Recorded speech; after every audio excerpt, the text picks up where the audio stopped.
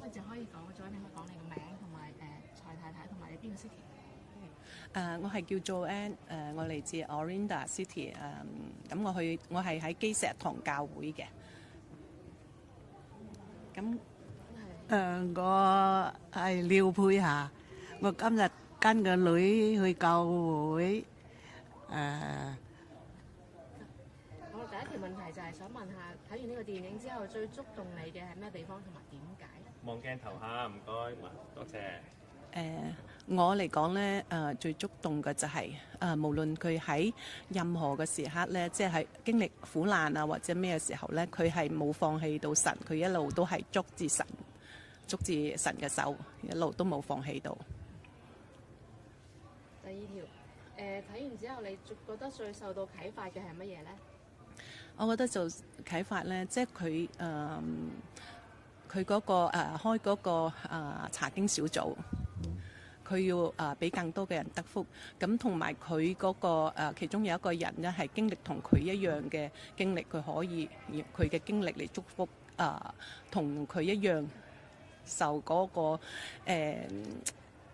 經歷一樣嘅嘢，咁佢有同理心，佢有令到人哋可以得到幫助，又得到祝福，呢個係我最大嘅感觸。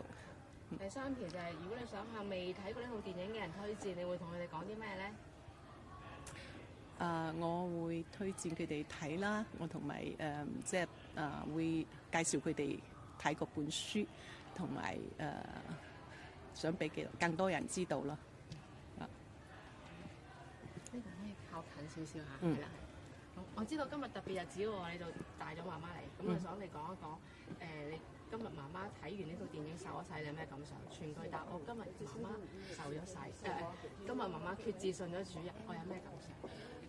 我真係好感動，媽咪今日突然之間決志咧，其實係超出我所諗，我一路都未知道佢會咁快，同埋咧，雖然我好耐我已經好想佢信，但係咧我真係諗唔到佢今日會決志咯，好感動，我係感動到喊，感謝主。蔡太太可唔可以講一講你今日點解會決志信主㗎？我而家都未有嗰個決心。我睇過呢出電影之後咧，我知道神係可以改變人嘅一生，我會慢慢信奉佢。感謝主。唔該晒，唔該晒。多謝你， Thank you，好好啊，講得好好啊。Thank you，非常好。